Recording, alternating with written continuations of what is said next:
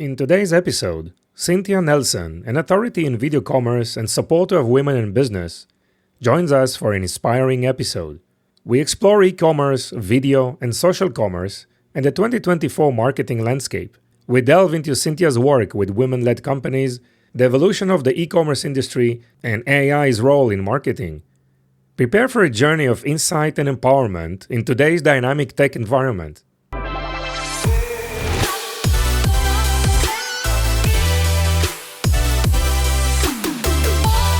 Welcome to the Ecom Pulse, your heartbeat to the world of e-commerce. Join us as we meet industry leaders, innovative entrepreneurs, and passionate professionals who are at the forefront of the e-commerce revolution.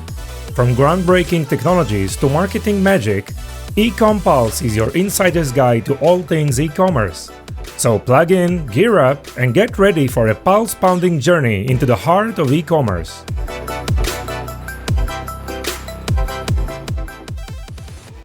Welcome, everybody. I'm very excited today about our guest, Cynthia Nelson. Cynthia brings wealth of experience with over 25 years in leadership roles in both startups and corporate environments. Cynthia is 3 times the founder and expert in video commerce and dedicated supporter of women in business. Welcome, Cynthia. How are you? I'm great. How are you? Thanks for having me. Okay, it's great to have you here. Cynthia, we know each other probably for the last year. And obviously, get to know you through the live shopping posts and video commerce and obviously the podcast. But, then you started posting about women entrepreneurs and then about your investments and about the board. It's like layers and layers and it's keep coming. So it will be great if you can share with us, and you can start whatever you want, about your professional background, about your experience. How did you end up here and what are you working on these days? Sure. So I started as a fine art major in college. Wow. And then realized, wow, I'm probably not going to make any money doing this. And I switched to business, and I found myself literally not liking the business class. Like, why am I taking this? It's like not practical learning. And this was in the early 80s. And a company was advertising, on the job board, college job board, right? Pinned it up, it's pinned up, right? Nothing electronic in those days. There was a receptionist at a computer company, and I was like fascinated, like, what is computer? Like, what is this thing?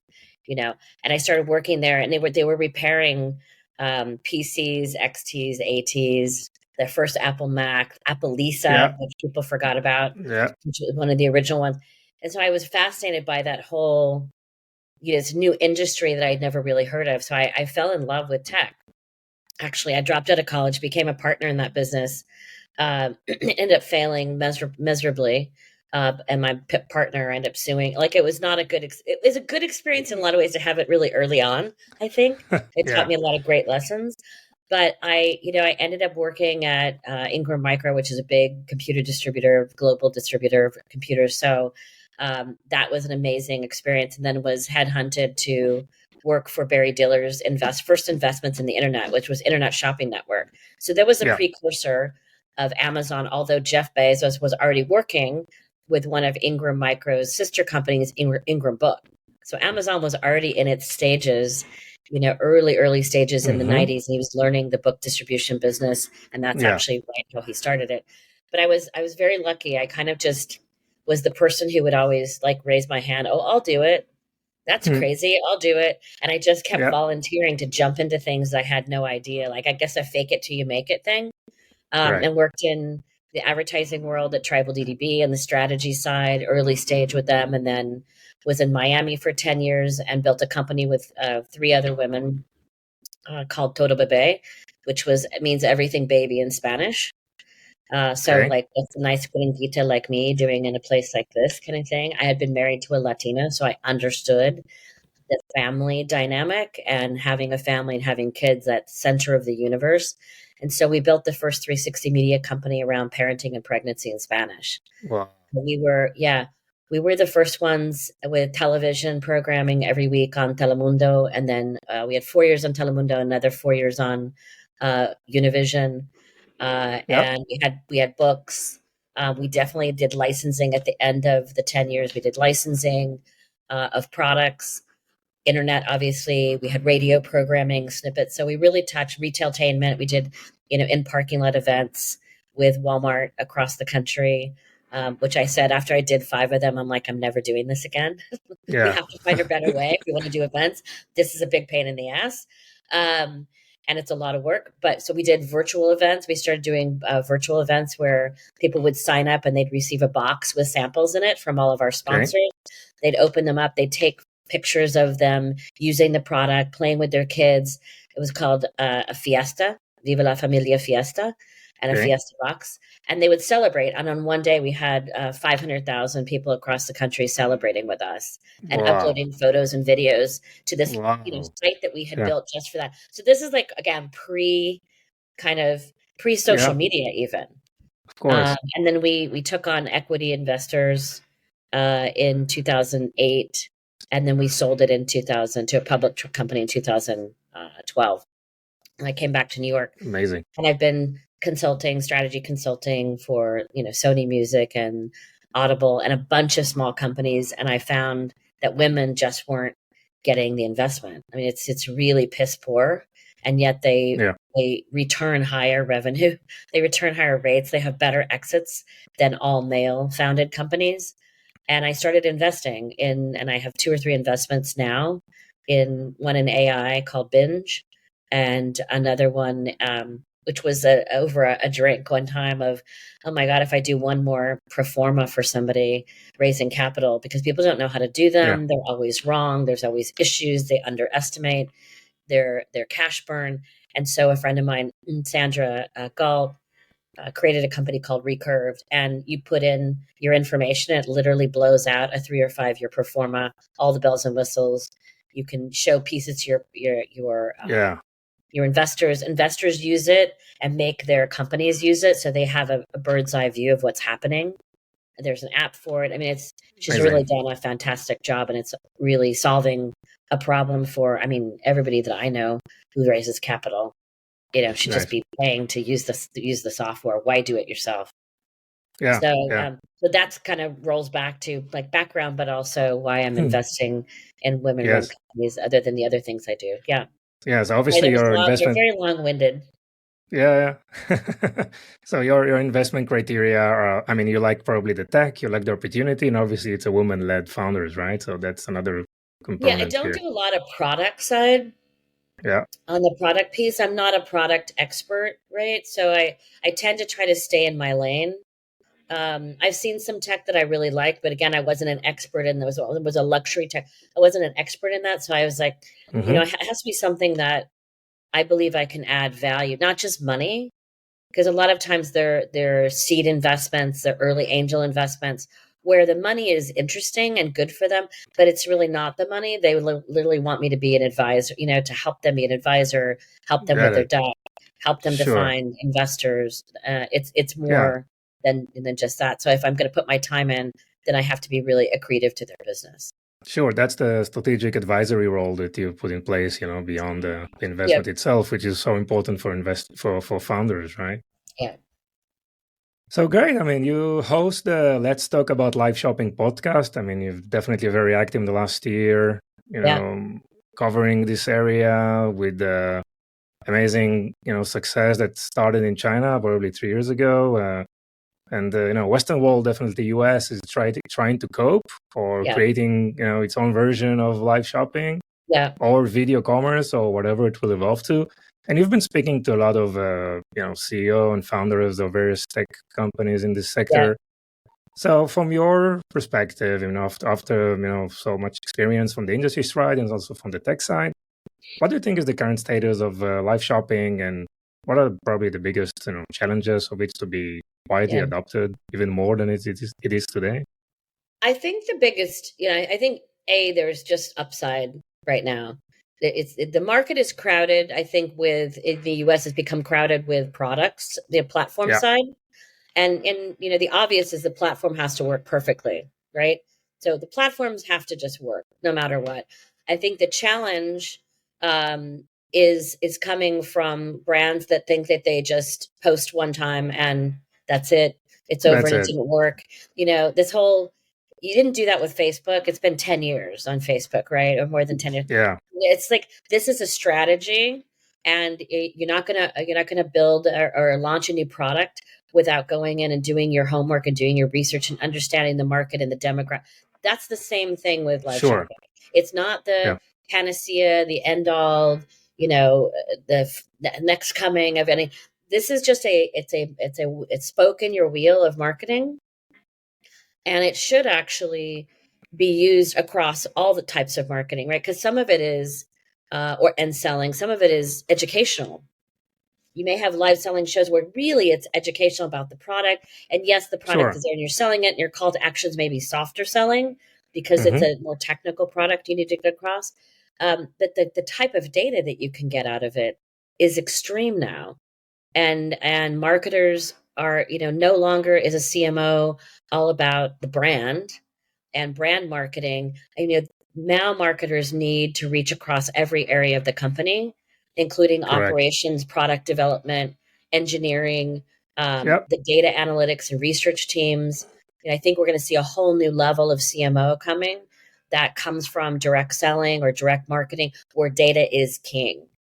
Yes. Yes. Because I do talk to CMOs as well. And in fact, a friend of mine, Carissa Price, who was a direct marketer when I met her, 15 years ago, direct response marketer 15 years ago, did a turn at Walmart as well. She did a couple startups herself. She's now the CMO of a company called Dragon Fruit AI, which is a really phenomenal platform for retailers.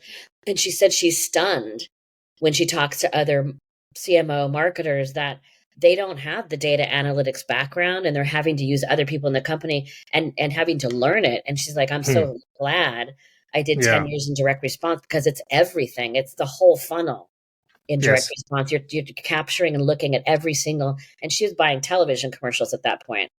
So was expensive, right? So if it didn't work, it didn't turn the dial, the call to action, like boom, they changed it and they moved on. But they were really looking at, getting people down the funnel. And I think Sure. live shopping is this tool that marketers, need to use, but they need to understand the data analytics behind it too. I think what's holding people up is they're still sticking the toe in the water, and they're not committing Correct. to it as a strategy. And I think internally you have to have a champion. If you don't have a champion internally at a brand that's going to kind of power through the proof of concepts, you're screwed. Yeah. It won't. Yeah. It won't catch on. It won't work. Sure. Sure. Obviously, technology is not the barriers these days, right? There are so many No. alternatives out there. I mean, if you're on Shopify or Magento or BigCommerce, whatever, any of these platforms, it's Right. really straightforward to integrate these technologies. Yeah. But there is another layer, which is all the video production and the scripting and sourcing Yeah. the talent, Yeah. and knows exactly what to do with them. And it's not kind of an organic, post on Instagram. It's more like a sales type of probably a short form video. So it's an ecosystem of arts, of technology, of various things. And I think probably anyhow it won't be like the major revenue source of any brands or retailers, but I think it's very, very powerful in building like brand loyalty, customer engagement, and definitely the data, right? This data that you aggregate from video and engagement that users are having with the video, I think it's so powerful that it must be like a part of any marketeer these days. Yeah. It's I completely agree with you in that. yeah. It's not what live selling is. This is not new. People go look at what QVC and HSN have been doing. This has been around for 50 years. Yeah. It's not new. Like, there is a formula for creating a live show. It doesn't have to be 3 hours long. It can be 15 minutes. But there's a formula around, and there's a formula, the call to action. And you mentioned Don Chubet also, who, the expert in the talent training side. Just because you have an influencer that you work with doesn't mean that they can sell. Correct. I mean, it just doesn't. I don't care if they have 20 million followers. It doesn't mean they could be great on what they do, but it doesn't really mean that they can sell. So I think that part is extremely important. And the other thing is distribution. Where are you going to push this besides your paid, earned, owned media channels? Correct. Can you build partnerships with other publishers? Do you have an access to other places where this shoppable video content can go? Because the more people that see it, right, higher brand awareness and eventually conversion. Correct. And this is another aspect. I mean, the live shopping part, but on the other side, we have the, let's call it video commerce or social commerce, which is like, well, this is like booming right now. eMarketer just published this week that 100 million buyers or shoppers in the US actually purchased on social in 2023. So this is like growing very, very fast. There is a big budget, marketing budget going to video commerce, right? Or social commerce. And this is something that is definitely taking place. Video obviously is the main vehicle for any of these activities. And the live shopping video is also one important ingredient of all these, integrative strategy, which I think obviously is going to be really deployed and more implemented here. Now, you mentioned Dawn, and what I like with Dawn is obviously her experience and the way she delivered the training and the consulting services, but also she is building a roster of talents, like professional or certified sellers that are able to stand in front of a camera, make it attractive, respect the audience, and probably, gain experience in various niches. Like you have sellers for cosmetics and fashion, and jewelry, another one maybe all for the sports, categories. jewelry. So this is, I think, important, providing a holistic, complete package to the brands, technology, and an array of services, both talent, scripting, production services, and also how to deploy them, across the multi-channel aspect. So definitely, exciting times ahead. We just started, in the US, and it looks really, really, impressive. And the data I and what's think that you mentioned the social selling side, right? I don't have a problem with it, obviously, at all, because most platforms stream directly to the social platforms anyway, and you can, if you have a native integration, you can buy within the video. But just having a Facebook Live strategy only. This is a cookieless world. Remember now, you are not going to get any data from Meta. About those zero, end of story, nothing. You don't get data. We are going back to where we were 10 years ago, before social media, where you need to build a database of your own customers so that you can literally do instant research with them, find out what you think they need, a new feature in your product. They could care less. What they want is this other feature to work better, faster, harder for them, right? But without that direct consumer knowledge, right, and having them, speaking to them, talking to them, and it happens on Facebook, but I think when you're selling to them directly, your direct to consumer sales channels, again, building those databases, we went from all having those databases, right, to putting everything on social. We kind of forgot about email marketing over here, but it's so powerful. It's live email marketing, live sell. It's so powerful to have all those channels actually working and igniting each other, because someone actually likes to watch a video, someone wants to listen to a podcast, someone else, I like the emails because they're short and sweet, and I get them and I click. You have to build that database. And a lot of brands had forgotten about it, or never were direct sellers. Many big brands were never direct sellers anyway, right? They were always selling at retail. And again, retail doesn't give you shit either.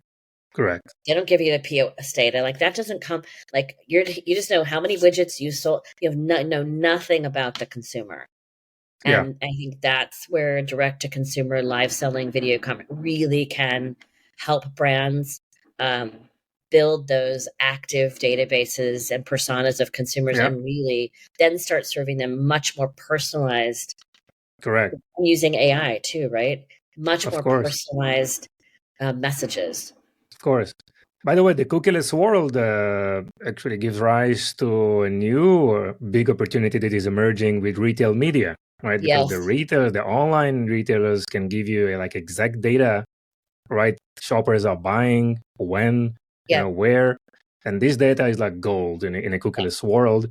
And you see the numbers in retail media. It's like the next big, huge opportunity that is coming up. It's been around for a long time, by the way. It's been called omni-channel, a bunch of other things. Now it's all retail media. A person who's, I think, a great expert in it is Drew Cashmore, who built Walmart Connect in Canada, and then was on the US team as well. He was at TikTok for not TikTok. He was at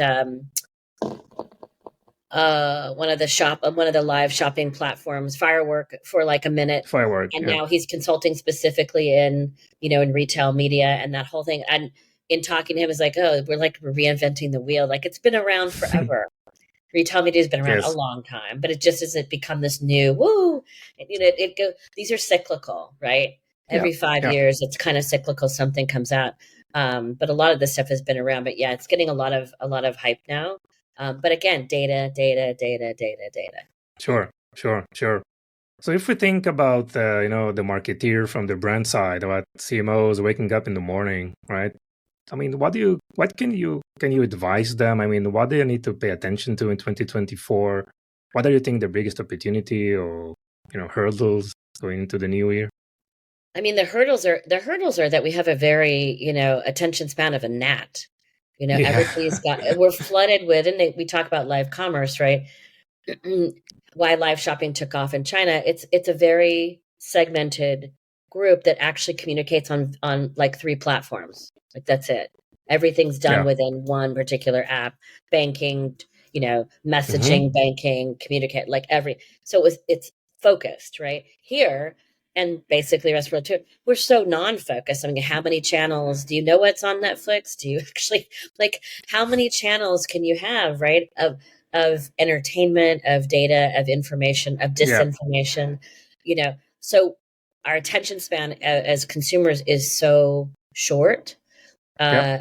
For marketers, being able to understand the consumer, again, the data is going to be the key.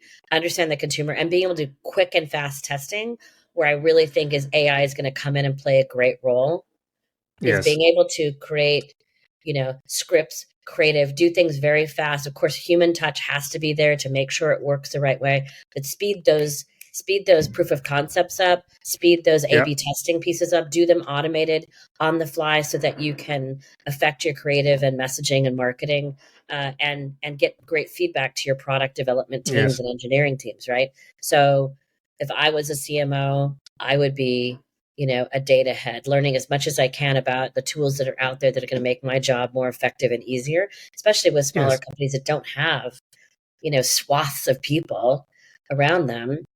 Yes. Um, like, you have to have an entrepreneur. I think in a big company, having an entrepreneur mindset is very difficult because there's always somebody else. Oh, that's not in my lane. Somebody else really does it. So I have to wait for them to finish it to get it over here. I think, having marketing teams that include all other areas of the company as Yes. advisors on it make a lot of sense because Correct. it's And touching again, every part of the company now. correct. Again, one of the key differences between China or Asia to the US. I mean, China is just. I mean, they're using these super apps, right? And you do Yeah, everything right. in one app. Exactly. And in the US, I mean, if you're marketing, you need to think about Facebook and Instagram and TikTok and Yeah. Snap, right? And Twitch and YouTube. I mean, and then different marketplaces, and now Yeah. Shopify is in the game with Yeah. marketplaces and open Yeah. platforms. I mean, it's so fragmented, right? Yeah. Maybe it's an opportunity, maybe it's a challenge, but building communities around these environments is very, very challenging. I think it's Time very, very consuming. complex, time consuming. It's very confusing, and it's changing so fast, and the attention span is getting lower and lower. So Yeah. yeah, it's going to be an I think you exciting need to year, I choose your think. battles as a marketer, right? You can't be everything to Exactly. everyone on every platform. I don't think Exactly. it works. Yeah. Um, I think if you're a multinational global brand like a Coke, right? Like, they're everything to Yeah. everyone on every platform. Basically, they're everywhere, right? But if you're they're very few and far between. But where did Yes. they really, like, if you look at their marketing strategy, where did they spend the most money? They spend the most money in the places that get them the most return.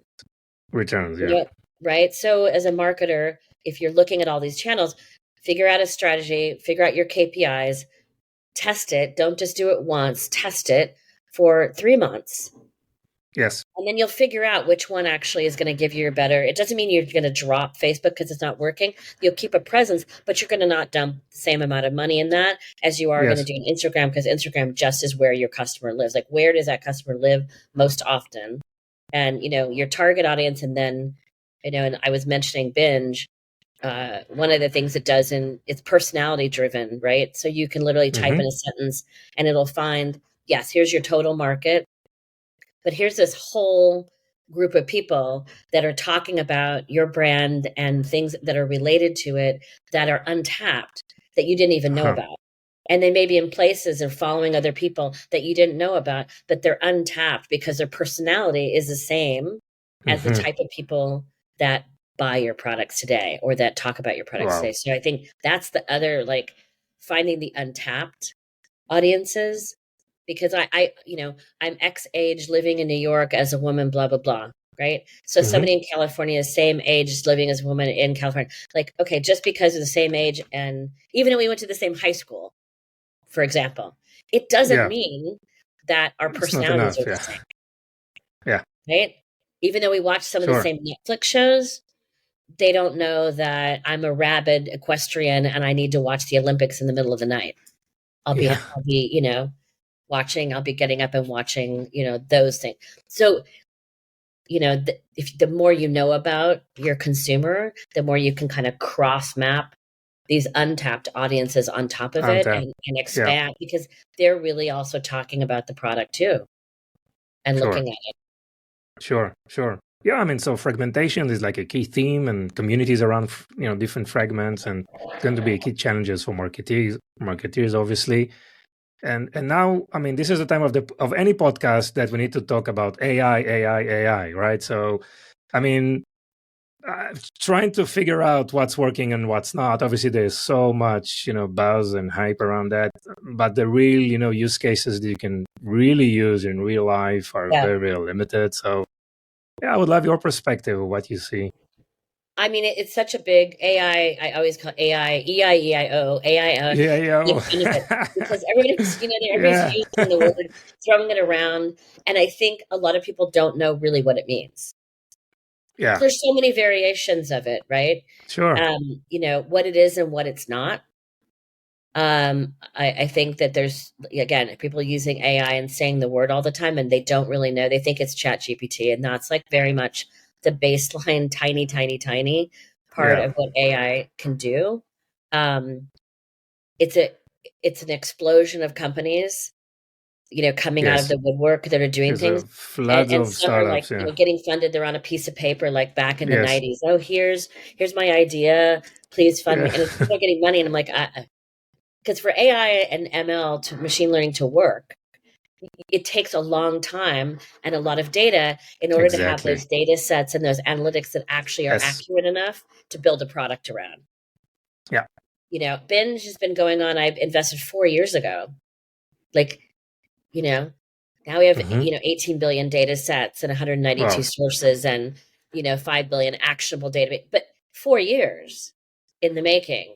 That this stuff takes time. So as a marketer, I think if you're investing in AI, you need to look at the places where it's going to be the most functional and practical for you, right? That, and that you can integrate it, simple, easy integration into what you're doing already. There's a bunch of, out for retailers, Dragon Fruit, which I mentioned, they have great, simple integration into a tech stack where, I didn't even realize this, but in any store, retail store, there are cameras everywhere, right? And they're capturing tons of data. But to go in and install a new camera system in 500 stores that happens to have AI technology built into it, I mean, it's a huge ticket. It's a huge spend that It'll take years. I was going to say, like, absolutely, we can't do this. But like with their technology, you don't have to do that. You can use the existing cameras and you can map a customer journey. Mm-hmm. And you pull that data back in with the existing infrastructure. Yeah. And you're able to say, hey, store number 75, we thought you weren't selling these white hoodies, but guess what? They're not even out on the floor. And your retail display it's not pulling people to the right department right? Rather than waiting till the quarter ends and you're like, oh, Cynthia's store number 5 sold out of white hoodies, but Jeff's store number 5 didn't sell at all. Oh, well, you found out that they never even got put out on display. They were in the stock room during that promo period, right? So, like, that's an easy, like, install with no heavy tech lift, with APIs that are built and SDK, and just dropping it in. Like, those are like solution-based. Solution that's seamlessly integrated to the current environment and are ready to Exactly. deploy like immediately. Yeah. Exactly. I think there should be training as part of your like onboarding to a new company. There should be AI training. Yeah.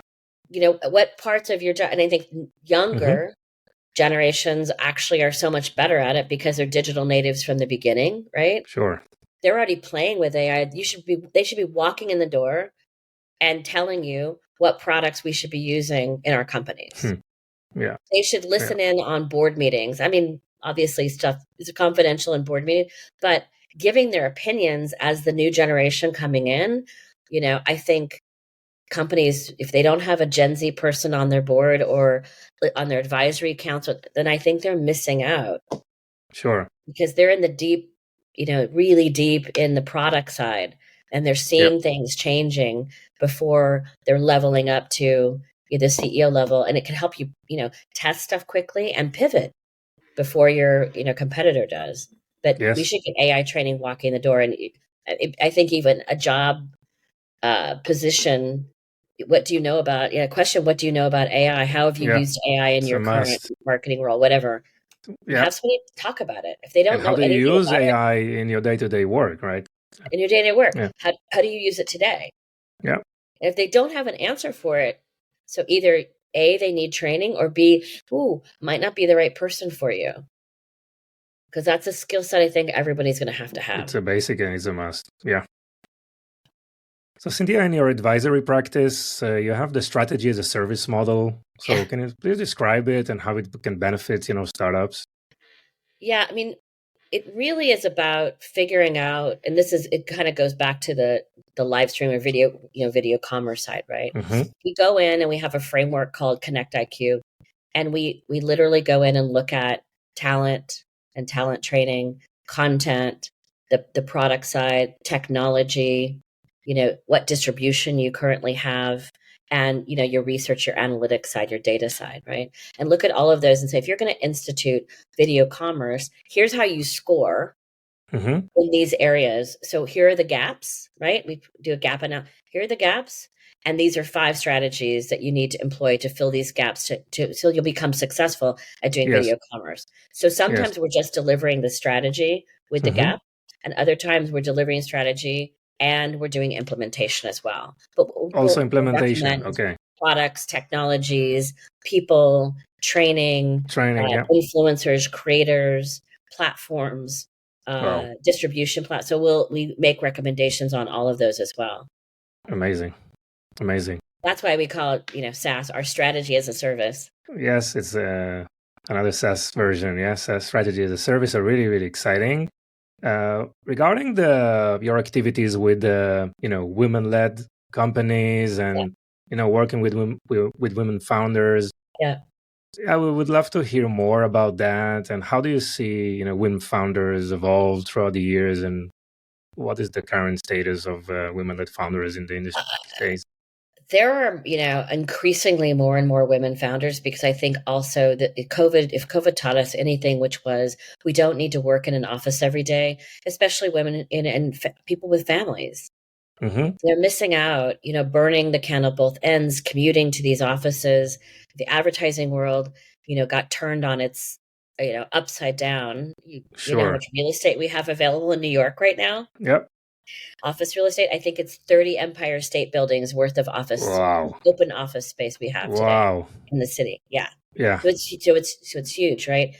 I can tell you that from a woman's founder perspective, starting a business, because now there are all these tools that you didn't have before. These tools are all available. They're cheap. MailChimp, QuickBooks, Canva, amazing story with Canva. Calendly, there's just all these great, very inexpensive, under $100 a month.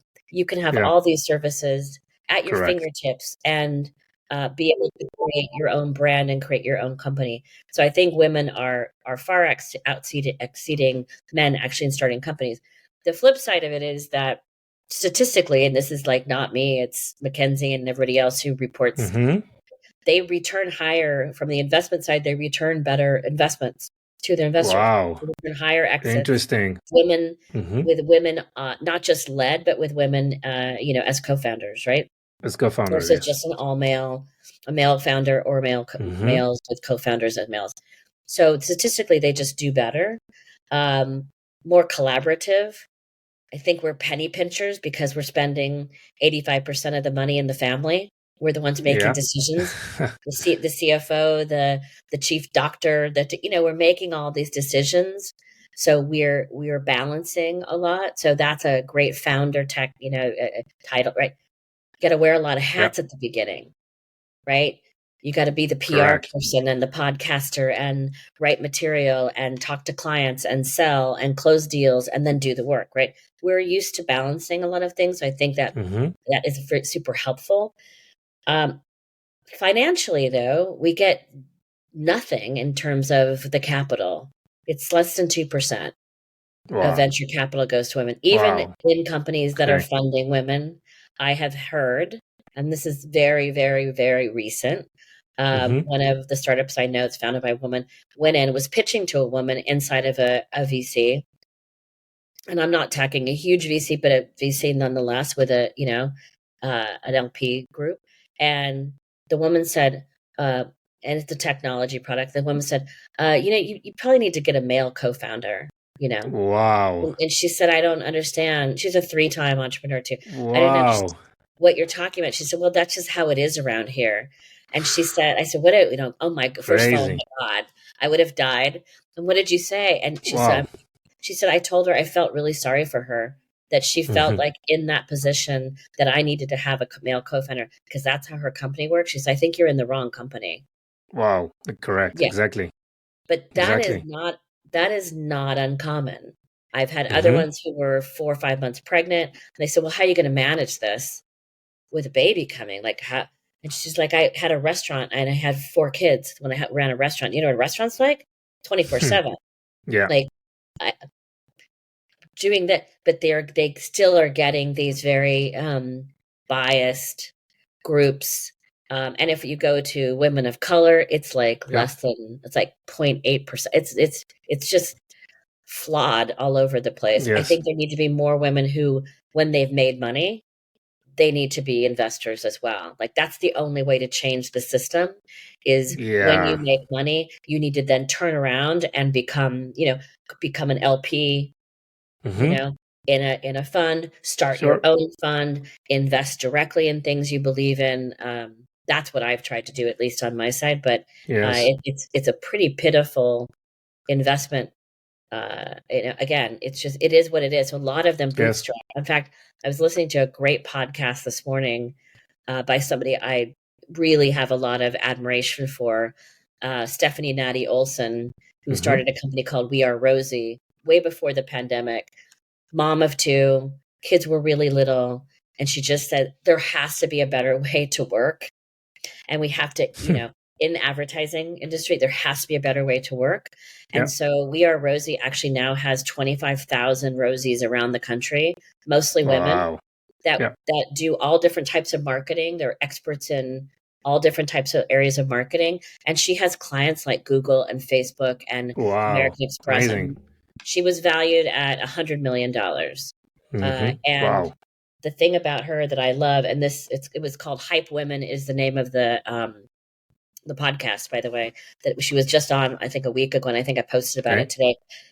But she literally just stepped down as the CEO Mm-hmm. because she was starting to have physical problems, and admitting, like stepping down as CEO, and everything that came to her is really stepping back as a CEO, running a company with Yeah. 5 people versus running a company with 100 people is very Yes. different skill set. And Very she literally different. was having physical problems, Physical problem. and Burnout. It's a she burnout. Yeah. completely, she couldn't be her best self, Yes. running 100 miles an hour 100% of the time, and and working 80 hours a week. Yeah. So No her balance. fear Yeah. of stepping back was, oh my God, what are people going to say? Oh, there's some scandal. Oh, her investors pushed her out. Oh, like Yes. all these things that came out. I said, yeah, women face, like, that's like a true story of what went on in her head of, oh shit, people are going to say things. But she said, to be my best self and to let the company really grow, I had to step back and become the chairman. She lost 30 pounds. She takes her kids to school. She's doing things that she missed out on for those 5 really stressful years. And by the way, they didn't raise any money till way late in the game. Huh. She did it all by when herself, bootstrapped completely. Completely. Because she knew she wasn't going to get any money. Exactly. And when everything worked great and growth is happening, everyone wants to jump in, right? It's like I just said this to somebody the other day. If you've watched Miss Maisel, this is the Marvelous Mrs. Maisel show on Netflix. There's one scene where her agent Susie has this talent that Midge has to take care of, takes him to the airport. He's this magician. He's crazy. Takes him to the airport. She has to kind of shuffle him there. And he said, oh, and I got called by so-and-so agent. They're really, they're looking at me, da-da-da. And she said, hold on a second. Susie found you in a bar doing magic tricks for drunks. And she saw the star in you as that uncut diamond. It's really easy to see a diamond once somebody's already seen it and it's on its way up. It's not so easy to identify it when it's a diamond in the rough, but you see something special in there. So it's very like people are going to, in other words, people are going to come at you when you've got growth and things are happening. But where were those people when you started who didn't believe, It's very easy to invest in things that everybody wants to invest in. Then it becomes this kind of spiral effect, right? This viral, effect. But it's hard to, when you're an entrepreneur, it's hard for people not to see what you see. Wow, Cynthia, thank you for this. It's really amazing, update and overview of, what's happening. So are you optimistic? Are you pessimistic? I think my husband always says, like, God, you wake up happy. It's really annoying. Great. Super annoying. But I'm always optimistic. I love to learn. I'm curious. I've done many different jobs.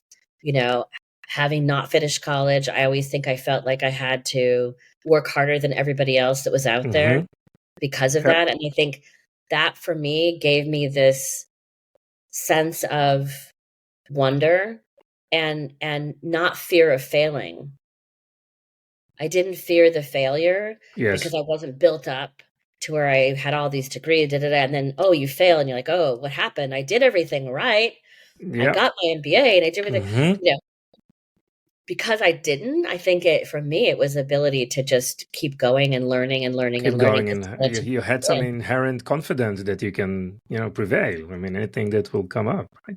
Yeah. That's and entrepreneurship is a sickness, as you know. I think we kind of we like it. I've done them. I think we just kind of like it. We like the freedom it gives us to be our own boss, to do the things we want to do. I'm very optimistic about all the companies that are in the live shopping space. I think there's going to be a consolidation that's going to happen. I read about that last year. It's going to have to happen. There'll be some winners. There'll be some losers. But there's a lot of great key learning that's happened along the way. And I think we're just scratching the surface of what it's going to look like in 5 years is very different than what it looks like today, too, which is exciting. For sure. I mean, in today's tech world, agility is like one of the most important skills, right? You need to adapt, you need to change, you need to do it fast, right? To have the ability to to capture the opportunities in the market that are changing so fast. When you started our career, one product line could sustain for 10 years, right? Right. It's like, it's not going to sustain. 12 months, 18 months, and you're off to the next thing. Exactly. That's a skill set that the new generation need also to learn, right? And it's 100%. Wow, Cynthia, it was fascinating, amazing. Thank you so much. You're so welcome. One last thing on a personal note. Could you tell us something about yourself that most people don't know? Yeah, I grew up in Southern California, and I was a surfer and skateboarder. Still like to do, not that much of skateboarding anymore. Probably afraid of breaking my neck, but surfing, when I get to California, I do surf. Really? And now you have the chance to do that in LA, right? Yeah, when I go, I'll have more chances when I move back to LA, but back to LA, yeah. Yes. for Wow, sure. amazing. Cynthia, thank you so much. We appreciate the time. No problem. Bye Thank you bye. for having me. I really enjoyed it. Thank you for joining us on this episode. Your support means the world to us. If today's episode has been insightful for you, consider sharing it with someone who would also benefit. Even one share can make a big difference. Looking to elevate your e-commerce game? Discover Vimy, a multi-channel e-commerce platform that will transform your business with the power of shoppable video. Visit us at vimy.net to learn more. It's Vimy, VIMMI.net. Thank you for being part of our journey. Stay tuned for more invaluable insights in our next episode.